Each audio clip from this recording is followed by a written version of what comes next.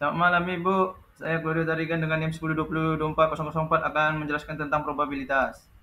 Pengertian dari probabilitas adalah dapat dipahami sebagai frekuensi relatif atau peluang rata-rata terjadinya suatu peristiwa yang dapat diharapkan secara rata-rata atau dalam jangka panjang. Baru merupakan kalkulasi peluang untuk mendapatkan berbagai sampel dari populasi yang sudah diketahui. Sebagai akibat, penggunaan informasi populasi tidak menyimpulkan sifat sampel yang mungkin. Probabilitas dapat dipandang dengan berbagai cara. Secara umum dikenal sebagai probabilitas objektif dan subjektif. Probabilitas objektif dapat dikategorikan dengan klasikal atau a priori dan empiris atau frekuensi relatif, sedangkan probabilitas subjektif dapat dilihat sebagai personality dan konsep subjektif.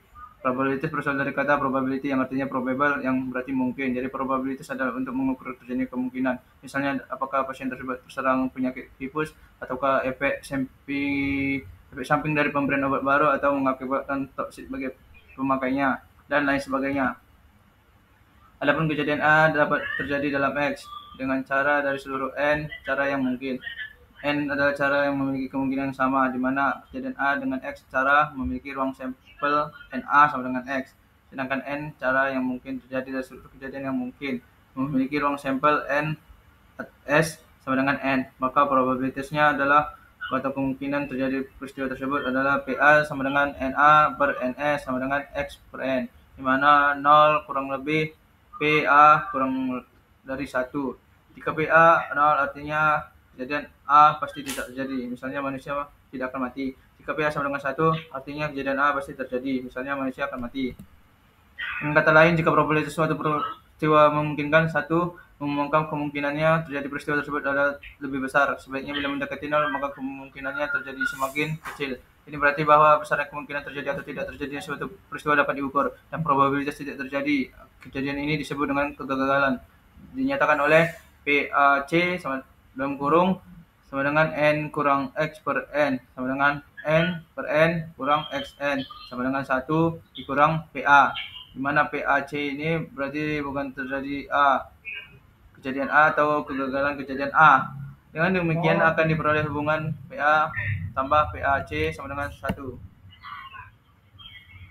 Peristiwa pelemparan mata uang juga disebut dengan trial.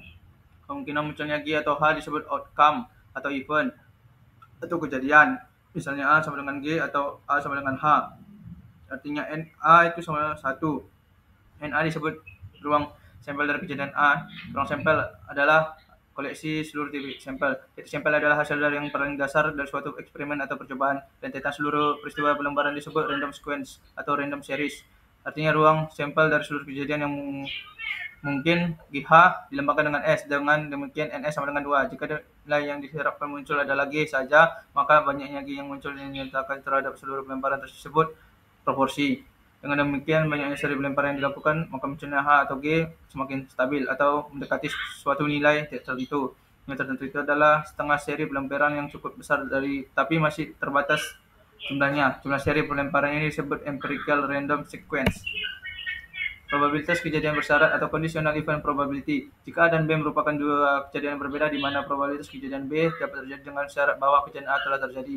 Hal ini dinyatakan dengan PBA atau PB diberikan A. Disebut sebagai probabilitas bersyarat dependent event. Pada probabilitas kejadian bersyarat dapat digunakan untuk perkalian untuk menggambarkan probabilitas dua kejadian A dan B, di mana kejadian B didahului oleh kejadian A dan kedua kejadian tersebut memang terjadi. P A dan B sama dengan PA kali PBA. Probabilitas kejadian bebas atau independent event probability.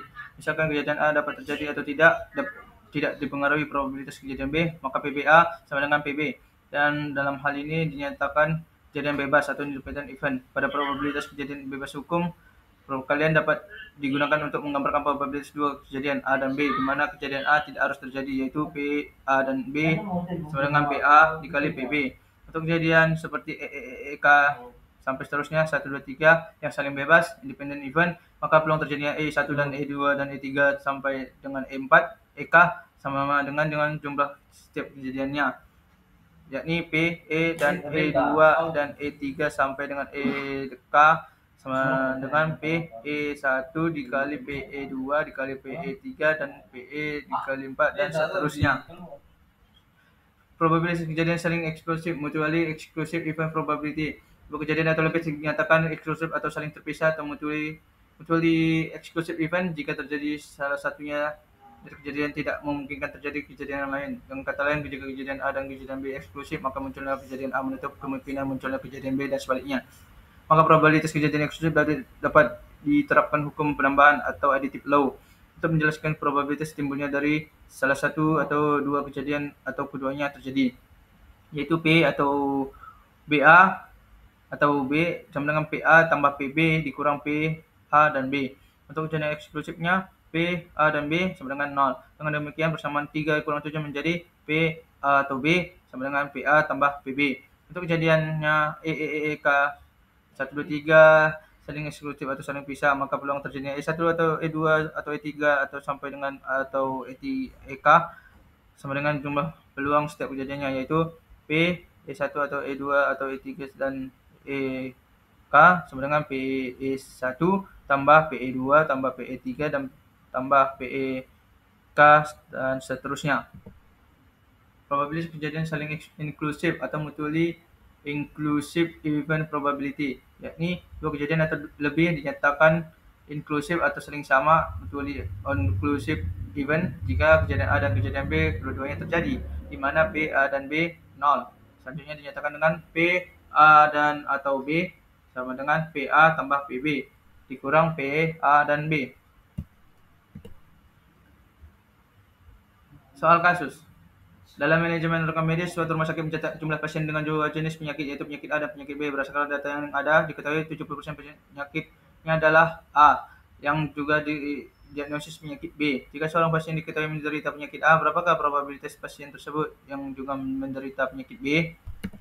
Maka penjelasannya adalah probabilitas kejadian bersyarat bahwa suatu kejadian, misalnya penyakit B, terjadi dengan syarat kejadian lain, misalnya penyakit A, yang sudah terjadi. Dalam hal ini kita mencari PBA, yakni probabilitas seseorang pasien yang sudah terdiagnosis penyakit A juga terdiagnosis penyakit B.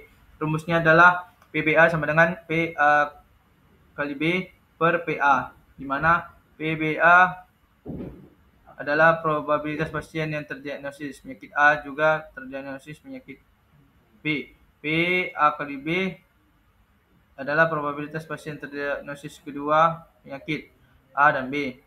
Sementara PA adalah probabilitas pasien terdiagnosis penyakit A. Namun dalam soal ini, data yang sudah diberikan langsung bahwa 70% penyakit yang terdiagnosis penyakit A juga terdiagnosis penyakit B. Jadi, PBA sama dengan 0,7.